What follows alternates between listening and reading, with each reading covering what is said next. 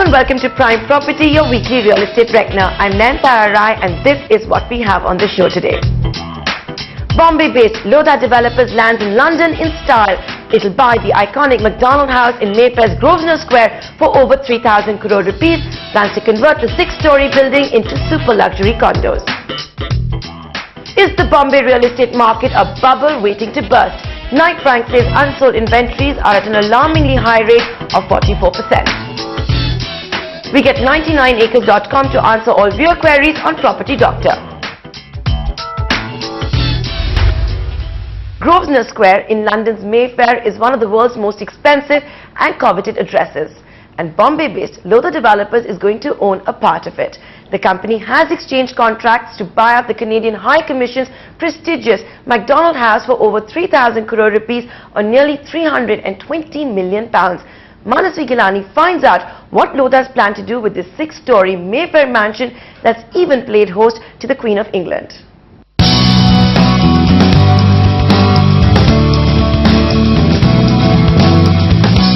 This is the iconic Macdonald House, built before the Second World War. It has a posh address of 1 Grovesnor Square. In the prime Mayfair area of central London, it's a stone's throw from Oxford Street and in close proximity to the Buckingham Palace. It's been Canadian High Commission for 50 years, but the Bombay-based Lodha Group will move in next year. After 2 months of deliberation, Lodha Group signed the dotted line and exchanged contracts to buy the Smarky Macdonald House for over 3,000 crore, of which 10% is already paid. The commission clearance is already in place. The initial amounts of payment which was due as per the bid document have already been made. The remaining payments are to be made in a couple of tranches, which shall be completed before the month of March. Lodha's plans to convert this Canadian diplomatic headquarters into super luxury condos that will be spread across a cumulative 1,60,000 square feet. And we're talking about one of the world's most posh addresses. So buyers of the proposed condos will have to pay top dollar, or pounds in this case. Experts say Lodhas at the lower end are likely to command £4,000 a square foot or approximately 4 lakh per square foot. This can go all the way up to a jaw-dropping £6,000 or 5.4 lakh per square foot. The final development plan will be frozen by end of March. It will be a high-end development of what nature will only be frozen by end of March, and we believe that we should be in a position to start work by mid of next year. We'll be looking at getting the best in line design partners in the world, which is the Lodha philosophy of working, and we'll evolve those names over the next 2 or 3 months. Lodhas are going to face competition from none other than Abu Dhabi Investment Council, that along with the property developer Fitchington has bought 20 Grovesnor House for over £250 million earlier this year. This former US Navy building will be redeveloped into super luxury condos. Incidentally, this is the second property Lodhas have purchased from a foreign government. In December 2012, it bought Washington House, the staff headquarters of US Consulate, at Bombay's prime Altamount Road for 342 crore. Lodha clearly has sky-high ambitions. The company came into spotlight when over 3 years ago it announced the world's tallest residential building with over 117th story in Worli. Lodha said its World 1 tower at a height of 450 meters would dwarf global landmarks like the Empire State Building in New York and the Q1 in Gold Coast, Australia. This tower will house 290 apartments, 64 villas and private pools and 17 so-called mansions on its top floor, with interiors by Casa Armani. World 1 is currently retailing at 46,000 rupees a square foot for the apartments. The villas and mansions are currently not open for sale. And how are you in the entire portfolio, how are you placed with the vacancy or the occupancy levels if you were to talk about? So most of the assets which Lodha launches, our aim is to sell off around about 50 to 60% in the first year of sales, and we are well on track for all these assets at this point in time. The progressive construction at the World 1 has not impressed realty experts, and they fear the completion deadline could be extended. And despite being privately held with no compulsions to declare details from its balance sheet, Lodha claims to have outperformed all competitors pan-India by clocking sales of 8,700 crore so far this fiscal. In Mumbai, Manasvi Gilani. But Lodha's home market, Bombay, continues to reel under immense pressure. Knight Frank this week raised the red flag, saying developers will need 9 quarters or 27 months to sell unsold inventory in the city. The high unsold stock now makes up 44% of the city's property market.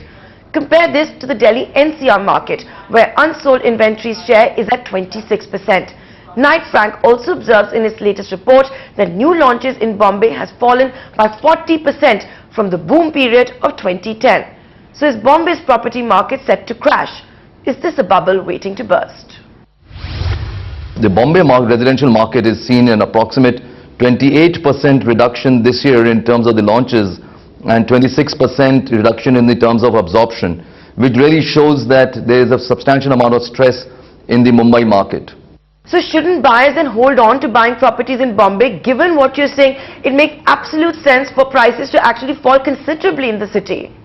I think today, prices, if you see in the absolute, have sort of held on. I mean, you've got, the inventory levels are up, you're quite right.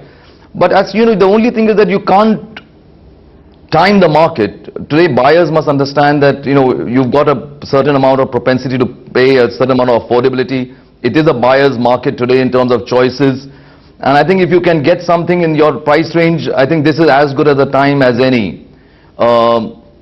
Over the last 2 years, with reduction going at 28%, and as I said, over 40% over 2010, the prices haven't come down much, barring the odd promotional scheme that you see a couple of developers give in terms of, a couple of shops here and there. But the prices have held on, have shown some sort of a marked, not a marked decrease. It's pretty much held on. So I think it's, in terms of choices, you've got great choices available. And I think the buyers should make a choice depending on their own affordability, and if it's correct, then I think they should just go ahead. But surely builders are at least offering discounts to lure buyers, even if they refrain from coming out publicly to announce price cuts. I'm sure one-on-one negotiations are at least taking place with the buyers.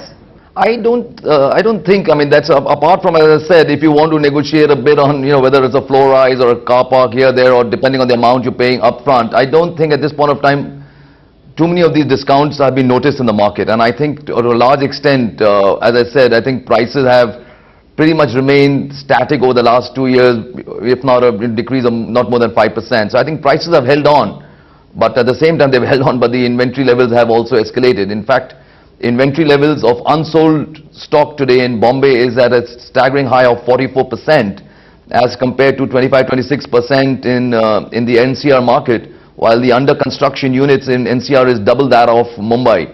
But still, I must say that the prices have held on, and that's really what we are seeing today in the market. But prices holding on in the future defies all logic. Demand does not exist, or it's very low. Supply right now is at staggering highs. How can you say prices will not fall? So I don't think, today, even if the fundamentals do say that if you reduce the prices, the demand will go, but I'm not so sure about that. And I think today people are looking more for a definitive in terms of that the project gets completed and scheduled, that there's no price increases. I think those are the credibility issues that are far more important today than in terms of pure prices.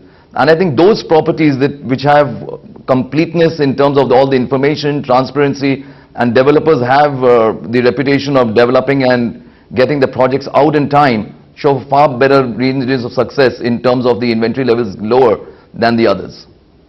Okay, launches in Bombay also down, 40% when compared to 2010.